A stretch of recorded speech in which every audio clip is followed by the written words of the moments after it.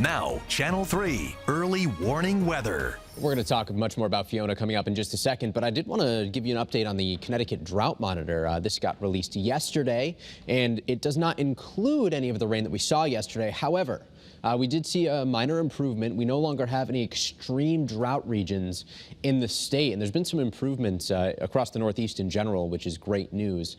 And I think that once we get yesterday's rain tallied in here and maybe some showers this weekend to start off next week, we should see even bigger improvements on this next week.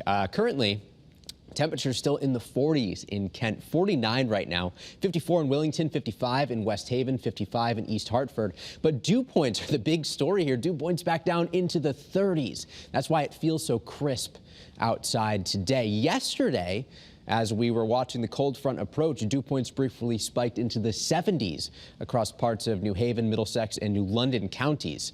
Currently, temperatures are expected to get back up into the upper 50s, low 60s today, low 60s up the Connecticut River Valley and the I-91 corridor, with 50s mixed in across some of the higher elevations in both northeastern and northwestern Connecticut. If we zoom out a bit, though, it's chilly across the entire Northeast, 48 in Burlington, Vermont right now, 49 Syracuse, New York, and even Philly only coming in at 63. Much below average for this time of year.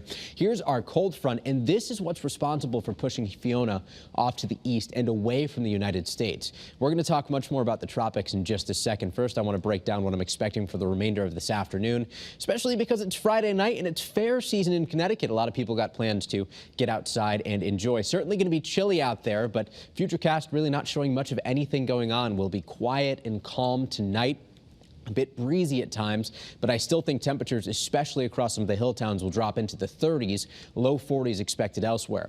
Full sunshine expected for pretty much all of tomorrow. A great day to get outside and enjoy anything you want to do. But Sunday, things start to change a little bit. There's Fiona moving away from us tomorrow. Winds relax overnight tomorrow, and by Sunday, we watch clouds thicken up with some showers expected fairly early in the afternoon, and those will linger into Monday morning. But then we end up in what we call the dry slot of this storm. So drier air actually builds back in Monday afternoon for partly sunny skies, and then things are looking much better for Tuesday.